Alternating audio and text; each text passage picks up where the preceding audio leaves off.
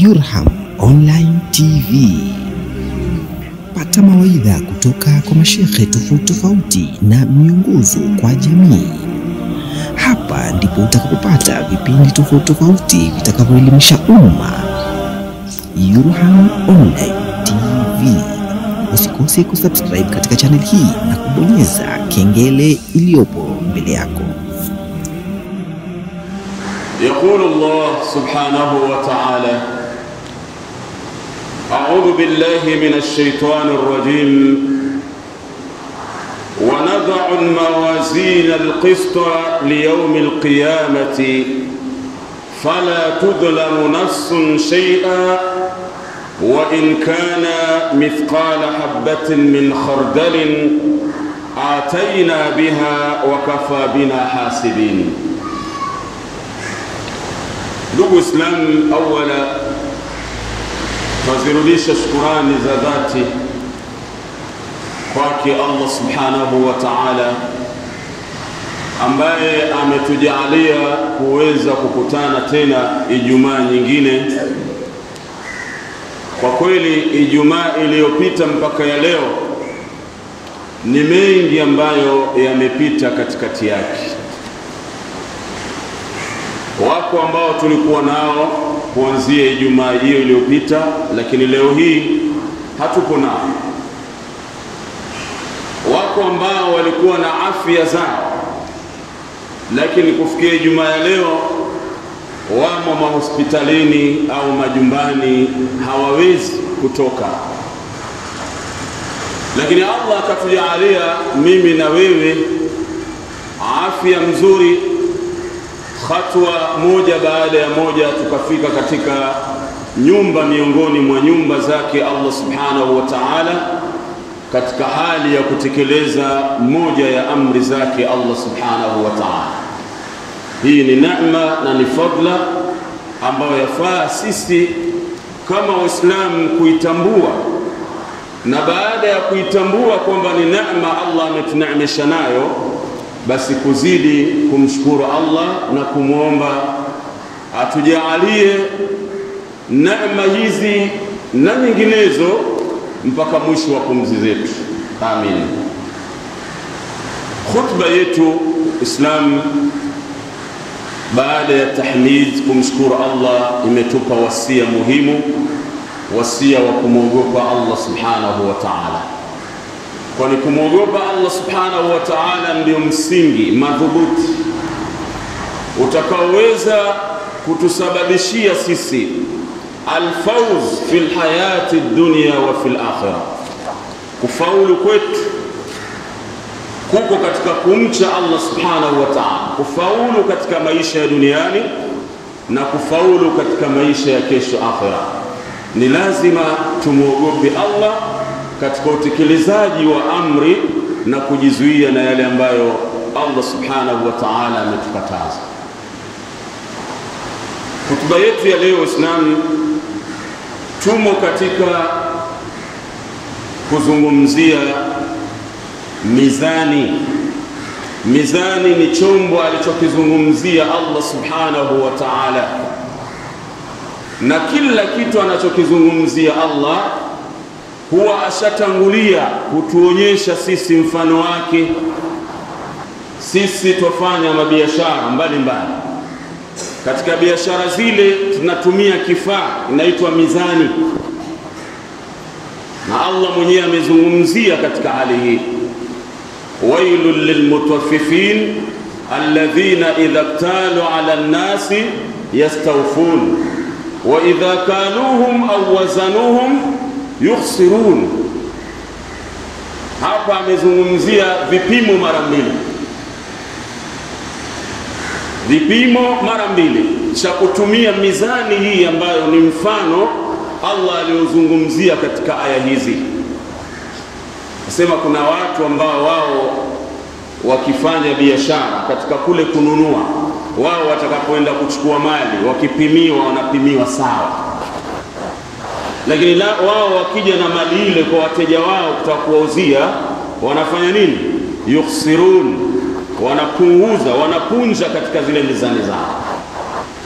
Lakini hii mizani tunaizungumzia leo, mizani ya Allah, ni mizani mwenye Allah subhanahu wa ta'ala ameita mizanul qisti, mizani ya usawa, haiachi chochote. faman ya'mal mithqala dharratin khairan yara wa man ya'mal mithqala dharratin sharran yara. Yoyote ambaye atafanya amali iwe mzuri, amali ile na ikawa ina udogo kama vile mfano wa dhara. Dhara ni kitu kidogo sana. Kama kuna vumbi, basi kwa na mwangaza, vile vidude vidogo unavyoviona, basi dhara ni ndogo hata kushinda hiyo. Sasa wewe ufanye wema mfano wa dhara, siku ya kiyama utauona wema ule, amali ile utaiona na utalipwa, iwe ya kheri ama iwe ya shari. Sasa Allah subhanahu wa ta'ala katika suratul Anbiya aya 47 anatufahamisha maneno mazito. Anasema wanadha'u almawazin alqista, siku ya kiyama tutaiweka mizani ya usawa, mizani ya uhaki, ambayo mizani hii hakuna kitakachopotea.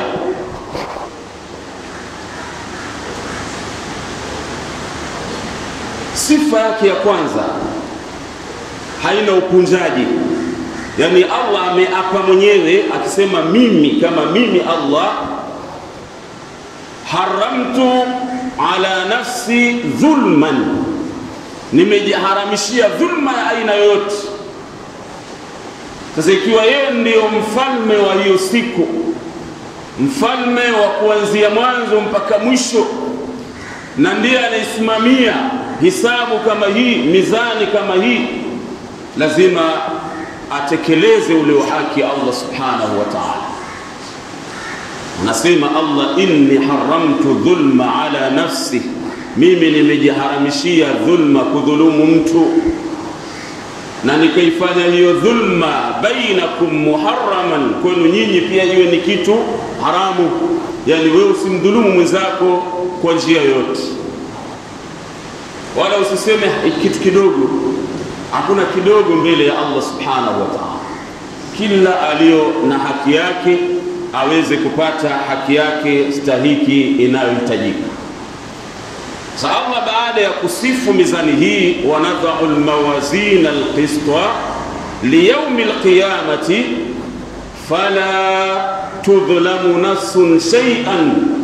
Siku hiyo sisi katika upimaji wetu wa amali za waja, amali zangu mimi, wewe na mwingine, yale matendo yetu mema na maovu tunayoyafanya, siku ya kiyama yatawekwa kwenye mizani, pimwa. Kinachotafutwa pale ni haya matendo mema yawe ni mengi, basi huyu mtu amefaulu. Allah anazungumzia katika suratul Qari'ah, anasema alqari'atu malqari'ah wama adraka malqari'ah yawma yakunu an-nasu kalfarashil mabthuth wa takunu aljibalu kal'ihni almanfush. Baada ya kuzungumzia Allah sifa za siku hiyo, kwamba watu watatawanyika, watakuwa kama vile mapopo, majabali yatavunjwa vunjwa kama vile sufi zilizopeperushwa na upepo.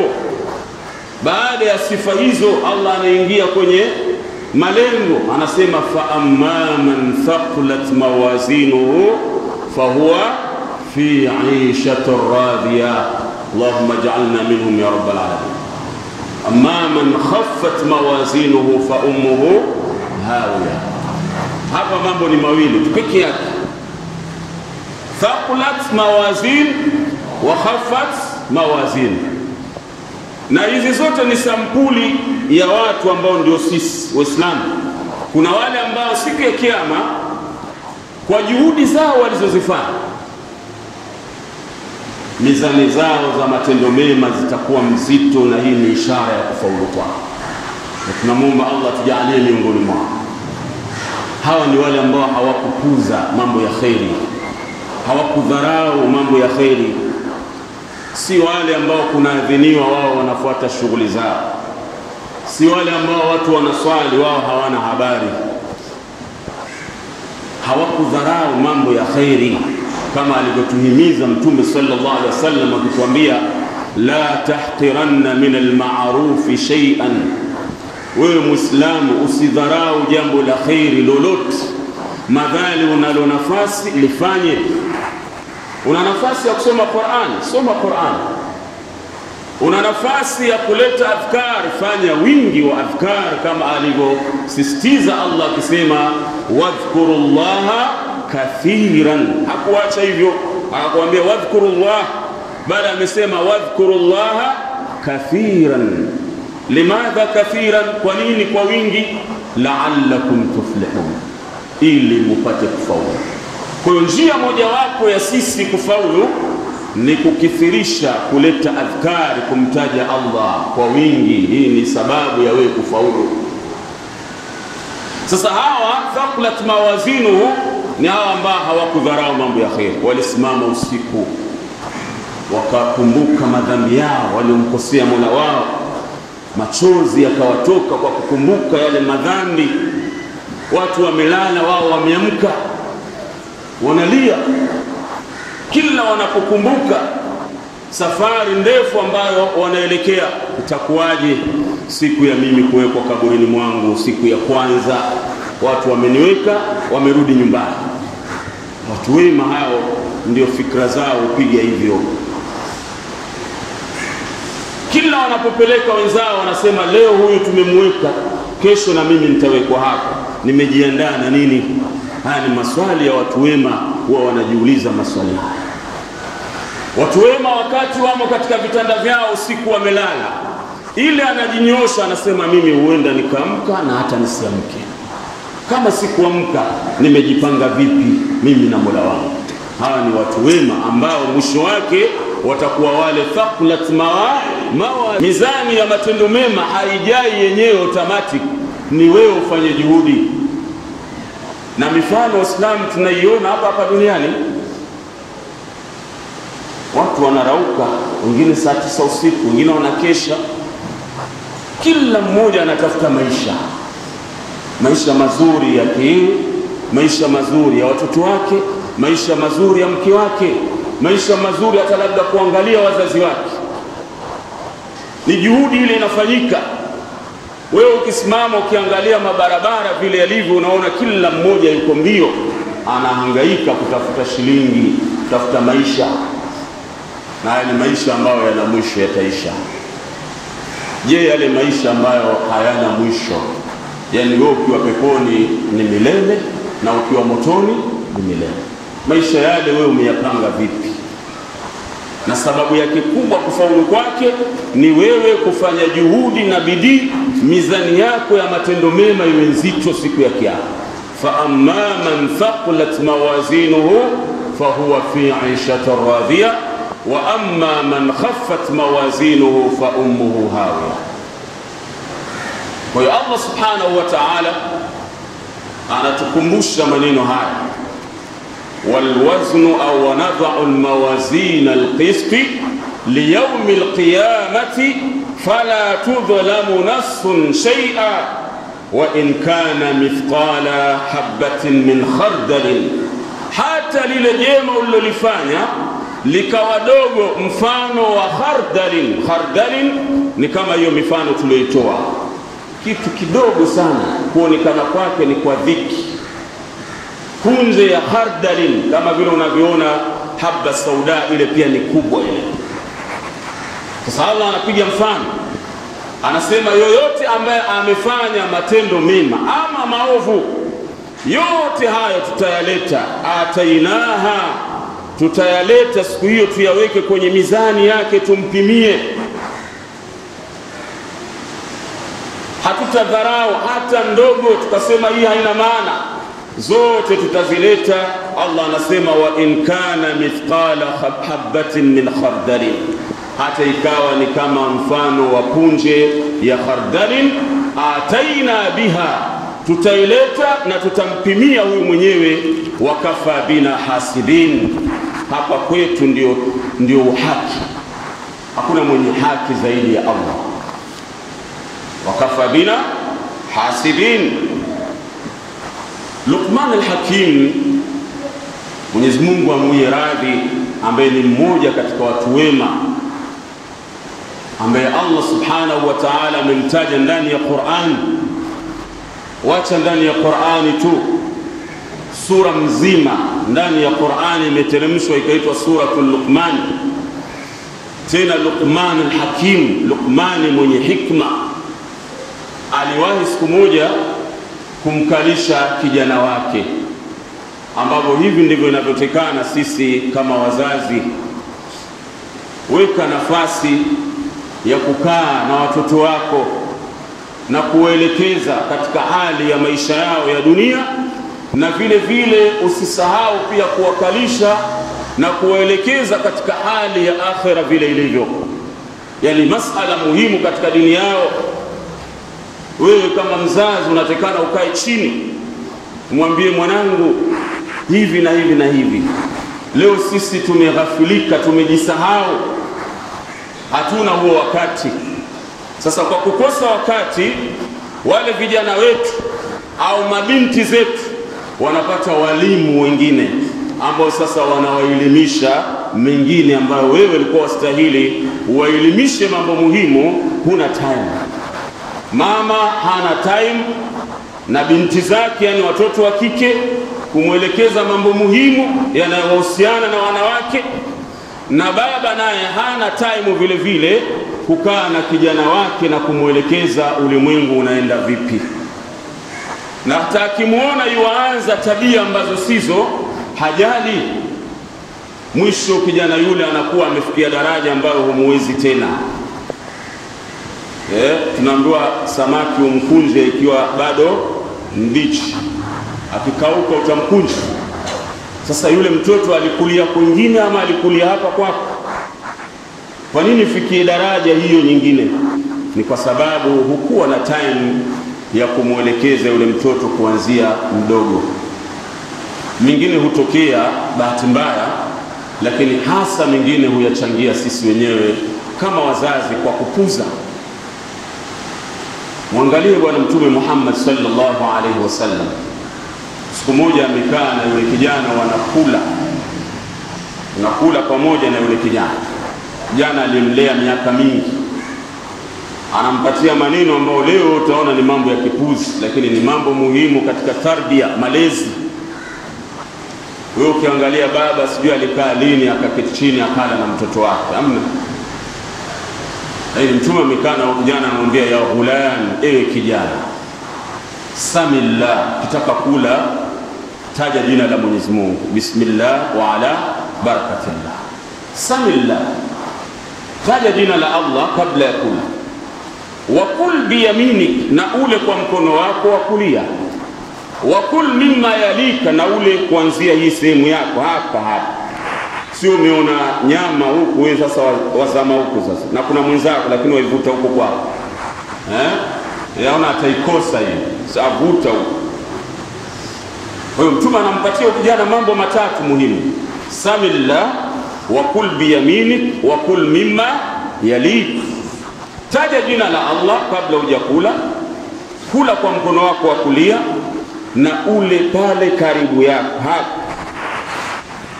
Wewe utaona haya ni maneno ya kipuzi, lakini si maneno ya kipuzi. Mtume anatufundisha tarbia, malezi katika kila nyanja, wewe na watoto wako. Sasa Luqman al-Hakim anamuhusia mtoto wake kama alivyoelezea Allah subhanahu wa ta'ala, wa idh qala Luqman libnihi wa huwa ya'idhuhu ya bunayya. Alianzia mbali, ewe mwanangu, la tushrik billah, usimshirikishe Allah. Akaendelea na muelezea shirki ni dhulma iliyo wazi, lakini katika malengo yetu Luqman al-Hakim anamwambia mtoto wake, ya bunayya, ewe mwanangu, innaha intaku mithqalatin min khardalin, jambo lolote ambalo wewe utalifanya, liwe zuri liwe baya, liwe ni dogo, mfano wa tembe ya khardalin, kama ilivyotajwa katika suratul Anbiya khardalin. Katika suratul Luqman pia Mwenyezi Mungu ametaja khardalin kupitia kwa Luqman. Anamwambia mtoto wake, ewe mwanangu, innaha, chochote au lolote utakalokuwa wewe unalifanya, liwe ni zuri au baya, intaku mithqala habatin min khardalin, liwe ni dogo kama mfano wa tembe ya khardalin, fatakun fi sakhratin, jambo hilo uwe utalifanya jangwani, uko peke yako, hakuna mtu, au fi samawati, ama hilo jambo umelifanya mbinguni hasa, au fil ardhi, ama umelifanya humu duniani, ardhini. Jambo kama hilo Luqman anamwambia mtoto wake ya kwamba hilo litaletwa siku ya kiyama, yaati biha Allah, Mwenyezi Mungu atalileta na atakuwekea ili ulilifanya siku fulani, kama ilivyokuja katika suratu Zilzal, yauma idhin tuhaddith akhbaraha, ardhi hii itatoa habari zake kwa kile ulichokifanya juu yake. Ardhi itasema huyu na mwenzake siku fulani, tarehe fulani, mahali fulani, juu ya mgongo wangu ama bwana walikuja wakafanya kadha kadha.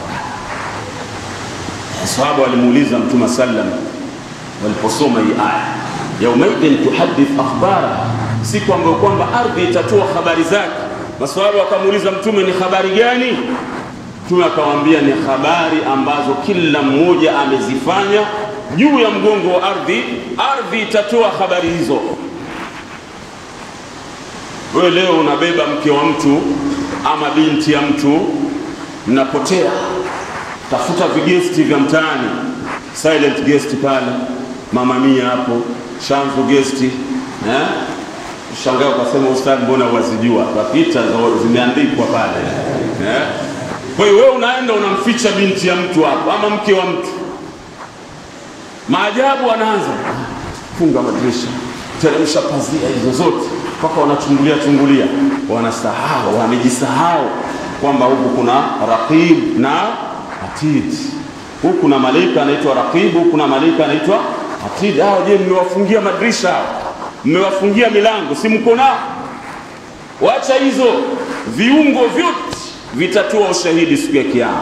Al-yawma nakhtimu ala afwahihim, siku hiyo tutaufunga mdomo usiosikia. Watukallimuna aydihim watashhadu arjuluhum bima kanu yaksibun, mikono itasema nilifika Mama Mia, huyu mwingine anasema nilifika hapa tukafanya kadha kadha. Hiyo ndio yaumaidin tuhaddith akhbaraha. Hizo zote zitawekwa kwenye mizani ulizozifanya. Madhali hukutubia, madhali hukuacha, hukukomeka, ukafa katika hali kama hiyo, haya yote yatahudhurishwa. Yauma tajidu kullu nafsin ma amilat min khairin muhdhara wa ma amilat min su'i tawaddu law anna bainaha wa bainahu amadan ba'ida wa yuhadhdhirukum Allah. Haliwezekani hili. Utaona mizigo ya madhambi imewekwa hapo kando yako. Unaona haya kuiangalia madhambi yale uliyofanya mengi, lakini huwezi kuyakimbia. Wewe uliona msafiri na mabagi yake na masanduku yake yako hapa, alafu akayakimbia, anayachunga. Mtu akisongea, pana mzigo wangu hapa. Kwa hiyo siku ya kiyama watakuyakimbia, ni yako yale, mpaka yajulikane mwisho wake. Wenyewe wanasema mpaka kieleweke, na kueleweka kwake ni hizo mizani. Madhali hukutubia, hukuacha, hukusikia wakati watu walivyokuwa wananasihiwa kama hivi, ukajidai wewe jeuri, shupavu, ukaondoka duniani kwa hali ambayo sio, basi hali kama hii ama siku kama hii itakuwa ngumu sana. Kwa hiyo Luqman al-Hakim anamuhusia mtoto wake, ya bunayya innaha intaqu mithqala habatin min khardalin fatakun fi sakhratin au fi samawati au fil ardi ya'ti biha Allah inna Allah latifun khabir. Mwenyezi Mungu ametumia sifa mbili za mwisho, mpole kisha mwenye habari, bimaana huwezi kumficha na chochote. Hiyo inakusaidia kujaza mizani yako. Ila kuna jambo moja, usijue tu kuchuma yale mema ukayaweka ukakosa kuyachunga. fanya yale ya kheri, na pia vile vile uyachunge yale mambo yako ama amali zako za kheri zisiharibike. Waweza ukafanya mambo ya kheri mengi lakini ukakosa kuyachunga. Kukosa kuyachunga ni kwamba wewe unaswali, unafunga, unatoa zaka, unafanya mambo ya kheri, lakini huchungi ulimi wako. Wewe ndio mtukanaji, unatukana watu, wewe unasengenya watu, wewe unabughudhi watu, wewe unafitinisha watu. Sasa yale matendo yako mema yale yote uliyofanya, siku ya kiyama yataishia kuwalipa wale uliowasengenya, uliowabughudhi, uliowachukulia haki zao na ukaleta na jeuri. Siku ile hakuna kurudisha pesa tena, hakuna cha pesa. Siku hiyo ni thawabu zako ambazo wewe ulishinda siku 30 umefunga hunywi, thawabu ambazo umezipata kwa njia ngumu kama hiyo zinachukuliwa, analipwa mtu ambaye ulimuibia tu wewe hatua moja ya ardhi yake. Wewe unajuazi mpaka wako huu, lakini ukaongeza kwa kusudi. Wewe ukaliona ni dogo, kwa vile huyu bwana amekufa, labda waliobakia ni watoto wake, hawajui mipaka, tuongezeni. Kwa hiyo wewe ibada ngumu kama hizo, hukula, hukunywa, umejizuia na mke wako, thawabu za Ramadhani mzima umepata, leo zinaenda kuchukuliwa, wanalipwa watu ambao uliwaibia tu wewe kisehemu cha ardhi. Kwa hiyo mbali na kuchuma kheri, pia vile vile tujue kufanya nini? Kuyachunga. Tusiwe kama wale aliwazungumzia Mtume sallam, atadhiruna manil muflis, mwajua muflis ni kina nani? Mtume akamwambia ni wale ambao siku ya kiyama watakuja na swala zao na saumu zao, wameenda kuhiji, wamefanya kila kheri, lakini wamekuja siku ya kiyama, alimtukana huyu, alikula mali ya huyu, alimwaga damu ya huyu. Sasa wale wamepanga laini, wanamwambia Allah, ulituhakikishia kwamba leo ni siku ya uhaki. Huyu alimwaga damu yangu, muulize. Huyu aliua mtoto wangu, muulize. Bi ayi dhanbin qutilat, kwa kosa gani mimi niliuawa? Hata kama ulichangia wewe humo ndani. Kwa hiyo swala zako, saumu zako zote wanalipwa wale. Kwa hiyo mbali na kufanya mambo ya kheri Uislamu, pia tujueni kufanya nini? Kuyachunga. Njia za kujaza mizani ni nyingi. Moja wapo Mtume sallallahu atuelezea katika hadithi marawahu Imam al-Bukhari wa Muslim fi sahihihima, anasema katika hadithi ya Abi Hurairah radhiyallahu anhu, ani nabii sallallahu alaihi wasallam, Mtume wa Mwenyezi Mungu anasema, kalimatani khafifatani ala al-lisan, khafifatani ala al-lisan, habibatani ila ar-Rahman, subhanallah wa bihamdi, subhanallah al-azim.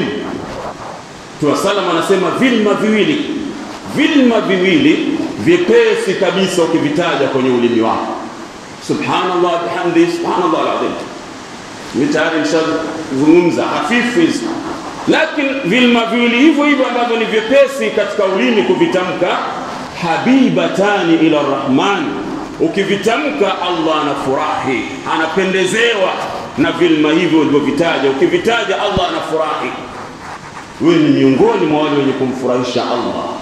Lakini vilma hivyo viwili, Mtume sallam anasema, thaqilatani fil mizan, vitakuwa vizito ajabu katika mizani yako ya matendo yako mema siku ya kiyama. Hiyo umetaja mara moja tu. Je, wewe umechukua nafasi yako labda ukatenga wakati wako labda dakika 15-30, wewe ukasema hii ni adhkari, na ukataja adhkari kama hizi, umejaza mizani yako kiasi gani? Badili ya kuketi maskani kila anayepita tu amuona yule, una story ya yule jamaa hivi na hivi na hivi, muona mwanamke, basi ashachana vile bwana, mimi nilijua tu bwana hatatoboa. Sasa badala ya story zote za kipuzi, umeketi pale wewe unaingiza thawabu kama hizi. Umeketi kando unasoma Qur'an, unajaza mizani yako ya siku ya kiyama, na faida yake ni kupata maisha mazuri. Amma man thaqalat mawazinuhu fahuwa fi 'ishatin radiyah. Hadithi ya Abi Darda, radhi za Mwenyezi Mungu zimshikie, anasema, suila an-nabiy sallallahu alaihi wasallam, Mtume sallam aliulizwa siku ya kiyama, ma min shay'in athqalu fi mizan almu'min yawm alqiyamati min husni alkhulqi. Hakuna kitu ambacho, hapa tutasaidiana kutaja vile vitu vitakavyotusaidia kujaza mizani zetu ziwe nzito za matendo mema siku ya kiyama. Ile tumetaja ni adhkar, lakini kuwa na tabia njema pia ni jambo mojawapo litakalotusaidia kujaza mizani zetu za matendo mema ziwe mzito. Kwa hadithi ya Abi Darda anasema ma min shay'in, Mtume sallallahu alayhi wasallam anasema hakuna kitu ambacho kwamba athqal yani ni zaidi ya uzito, athqal fi mizani almu'min yawm alqiyama, siku ya kiyama mizani ya muumini itafanyishwa kuwa nzito zaidi na nini? Husnul khuluq, tabia njema. Tabia njema ni kuishi na jirani yako vizuri, tabia njema ni kuheshimu wazazi wetu, tabia njema ni kuwahurumia wadogo, tabia njema ni kuwaheshimu wakubwa. Hizi zote ni tabia njema na zote ni katika mambo ambazo zitasababishia mizani zetu siku ya kiyama ziwe nzito. Hadithi yanamalizia Mtume sana sema wa anna Allaha yubghidhu alfahishatu albadhi'ah, na hakuna mtu ambaye Allah anamchukia ajabu kama yule mtu mwenye maneno machafu. Kuna mtu ule mdomo wake haya yanayotoka utasema ni moshi wa lori lile bovu linalotoa moshi mweusi, ndio maneno yake yanayotoka. Yaani ukimsikiliza wewe mwenyewe utashangaa. Matusi ni hapo, balaa ni hapo, singenyaji ni hapo. Huyo ni mtu Allah anamchukia ajabu. Nani? Alfahish albadhi'ah, maneno machafu alafu ni baradhuli. Baradhuli yani ni mtu ambaye hana adabu, hana heshima kwa kutumia nini?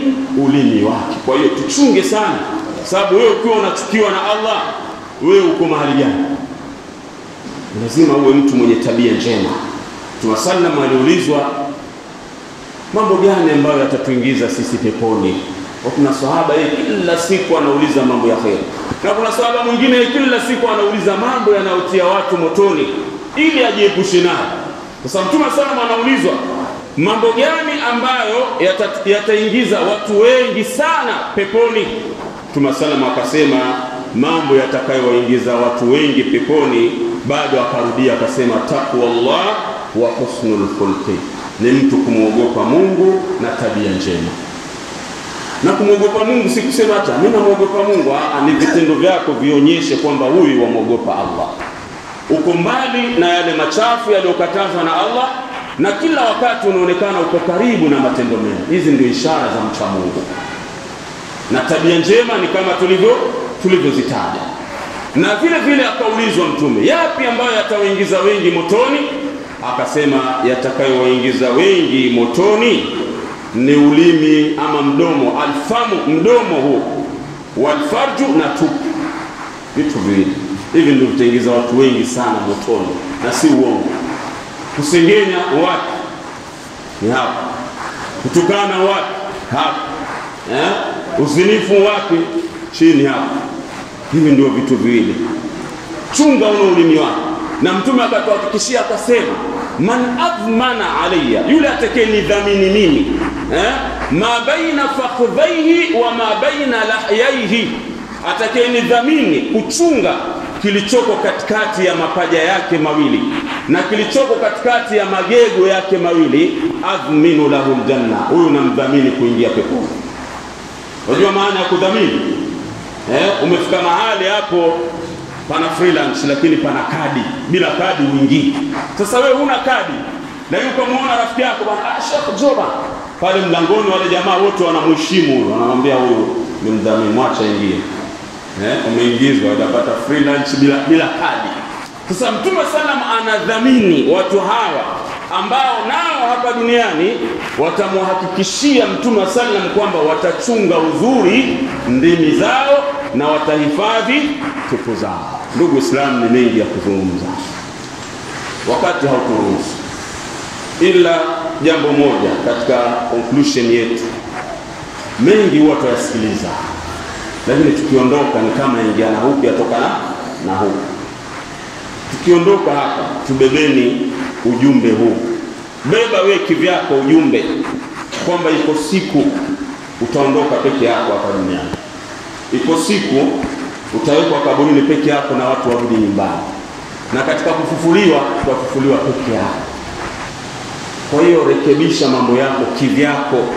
Usiangalie watu marafiki wakakupoteza, wala usiangalie ati mbona hao wafanya. Angalia kivyako, jiangalie kivyako. Safari ni yako peke yako, kaburini utaachwa peke yako, watu warudi nyumbani, maswali utaulizwa wewe peke yako, man rabbuka ma dinu, peke yako. Na Allah kila anapozungumza huwa anasema falyanzurul insan, angalie mwanadamu kivyake, kwa sababu siku hiyo wewe sio umeshika marafiki, masahibu, maarifu, wote watakukimbia. Yauma yafirru almar'u min akhihi. Kwa hiyo ndugu Islamu, hili tulizingatieni sana. Sio leo yanazungumzwa ni story ama tuwafurahishana tu watu waswali wende zao. Ndio unaona wengine wao Ijumaa zao kila wakija ni aqulu qawli hadha, sababu ya madharau. Hawana haja ya kusikiliza hutuba. Wao kila wakija mashughuli jidda, wakija wao ni aqulu qawli hadha, wao ni wanakimbilia raka mbili tu za Ijumaa, ikizidi hata upata tayatu ya mwisho. Yote ni nini? Tuko busy na ulimwengu, tunadharau mambo ya akhera. Kwa hiyo ndugu Islam, tuzingatieni, tuwapeleka wenzetu kila siku, na wewe pata ibra, pata mawaidha. Kafa bil mauti wa'idhan. aqulu qawli hadha innahu huwal ghafurur rahim wa huwal barrul karim. Astaghfirullah. Yurham Online TV.